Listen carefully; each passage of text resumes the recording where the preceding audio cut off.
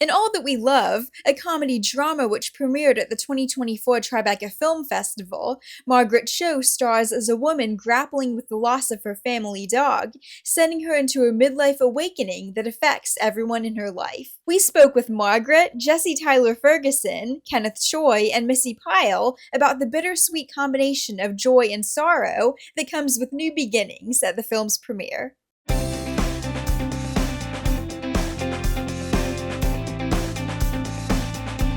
This is Hannah and Cailin for Double Talk. I'm Hannah. And I'm Cailin, and we're at the SBA Theater in New York City for the Tribeca premiere of All That We Love. I'm really interested in Tribeca's description of All That We Love being a lighthearted film, despite the fact that it tackles so many emotional topics. How does it pull it off?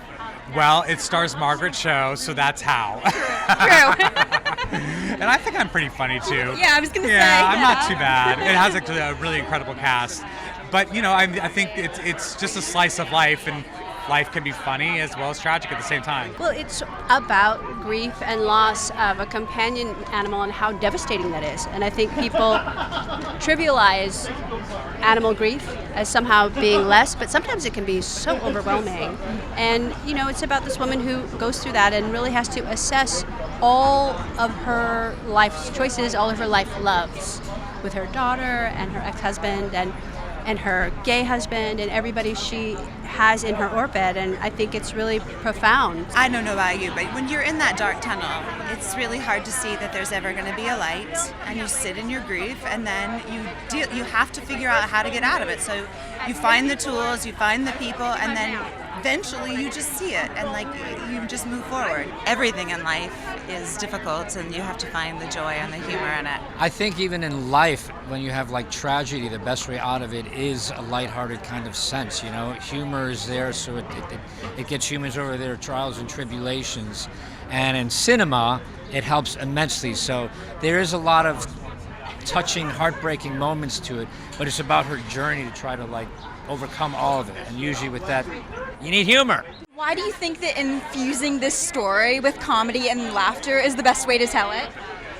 Well, I think that, I'm always an advocate of comedy. I, lead with that. I stand up for a lot of things that are very serious, like equal rights and gay marriage and, women's rights. But I think when it's done with comedy, it's like you get through to people more, and they're more open to listening to you.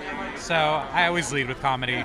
A laugh, at its very basic definition, is a sharp intake of breath you didn't expect, and that really ensures the next moment of life. So it is a life-affirming action. The most life-affirming action you can take is to laugh.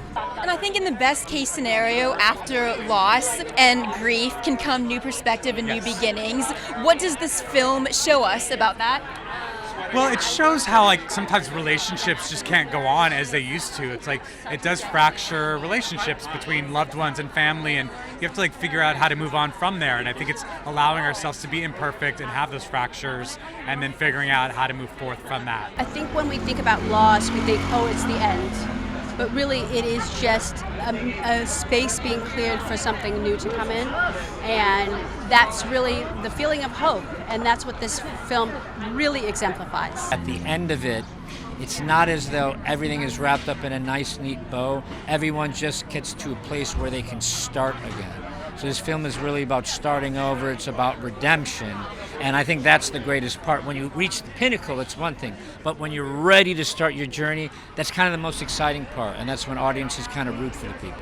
Do you think in real life it's ever a good idea to rekindle a long-lost love if it ended for good reason? I've done it. Did it work? No. But you're good now. I'm fine now, but it was kind of fun when it was happening. Not gonna lie about it. As long as you know what you're getting into, I guess. Yeah, I kind of knew as I was getting into it. I was like, this is just gonna be a brief thing. Yeah. You're there for a good time, not a long time. 1000%. Just know what you're getting into. Yeah. Well, I think, absence, as they say, makes the heart grow fonder, right? And then that happened to me too once recently. I saw someone I hadn't seen in 25 years, and we were like, but then we kind of realized, oh, this is why it didn't work. It just, you're still sort of the same person underneath. Some things never change, unfortunately. Yeah.